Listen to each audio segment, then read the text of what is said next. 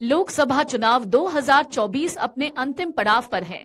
1 जून को आखिरी यानी 7वें चरण के लिए वोटिंग होगी।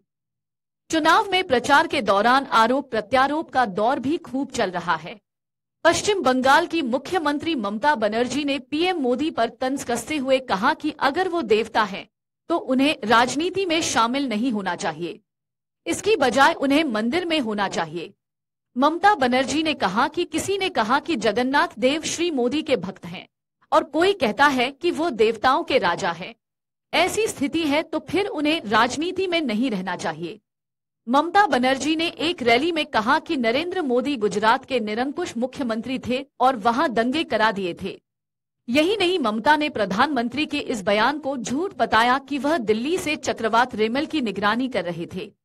ममता बनर्जी ने आरोप लगाया कि अगर श्री मोदी सत्ता में लौटे तो धर्म और विचार की स्वतंत्रता नहीं रहेगी। उन्होंने एक जनसभा में कहा कि मोदी इतने निरंकुश हैं कि अगर दोबारा चुने गए तो वो कोई चुनाव नहीं होने देंगे। धर्म और विचार की कोई स्वतंत्रता नहीं होगी। मुख्यमंत्री ने कहा कि उन्होंने कई प्रधानमंत्रियों के साथ काम किया है, लेकिन मोदी जैसा कोई नहीं देखा। ममता बनर्जी ने कहा कि देश को ऐसे प्रधानमंत्री की जरूरत नहीं है और उन्हें इस्तीफा दे देना चाहिए। वो कुछ ही दिनों में पूर्व प्रधानमंत्री बन जाएंगे। बंगाल सीएम ने कहा कि एनडीए की सरकार अब जा रही है। उन्होंने कहा कि अब हर कोई कह रहा है कि देश में राजनीतिक हवा की दिशा बदल रही है। टीएमसी अध्यक्ष ने कहा कि क्या एक पीएम को इतना झूठ बोलना शोभा देता है? झूठ बोलना किसी का भी संवैधानिक अधिकार नहीं है। मैं उनसे आग्रह करती हूं कि उन्होंने जो कहा उस पर दोबारा विचार करें। आपको बता दें कि बनर्जी ने प्रधानमंत्री द्वारा चक्रवात के बाद केंद्र सरकार द्वारा संचालित राष्ट्रीय आपदा प्रतिक्रिया बल एनडीआरएफ की तारीफ पर भी सवाल उठाया।